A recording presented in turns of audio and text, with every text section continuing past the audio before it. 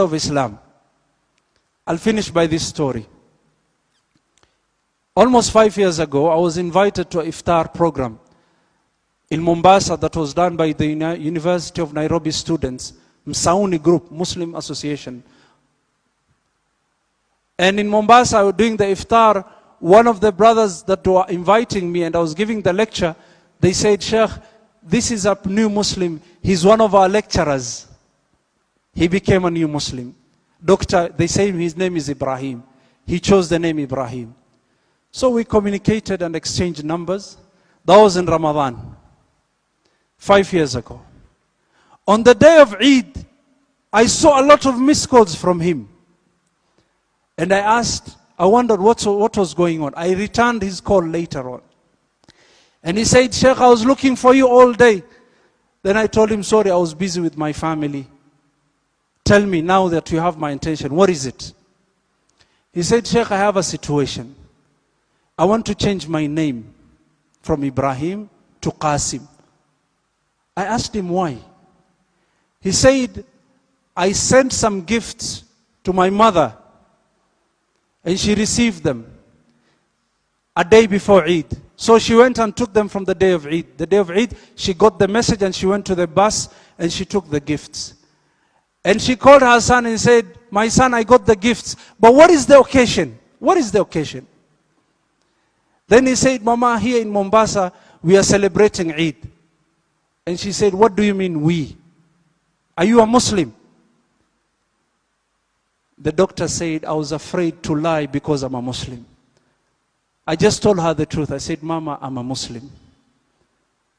And the mother asked, did you meet an Arab girl in the coast? That's why you became a Muslim. Then she said, no, Mama. I'm an educated person. I'm a Catholic. I was a Catholic. I did a lot of research. But this is something that I made. This is my choice.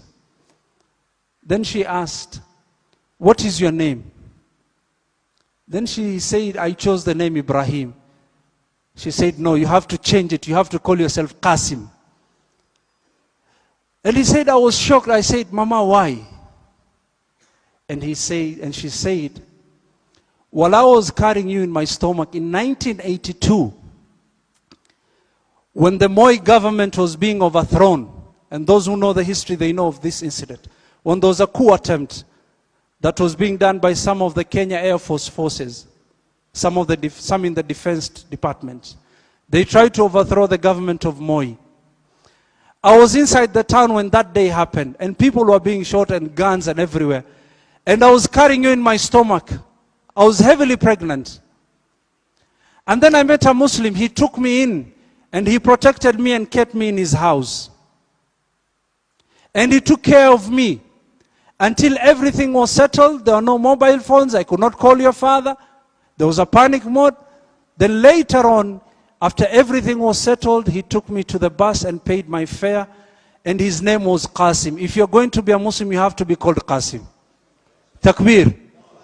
Takbir. We don't know who this Qasim is. But what do we benefit from this?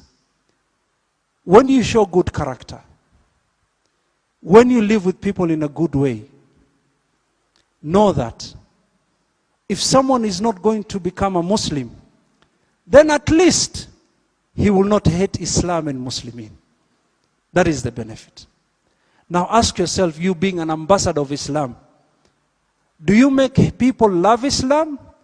Or through your character you make people hate Islam?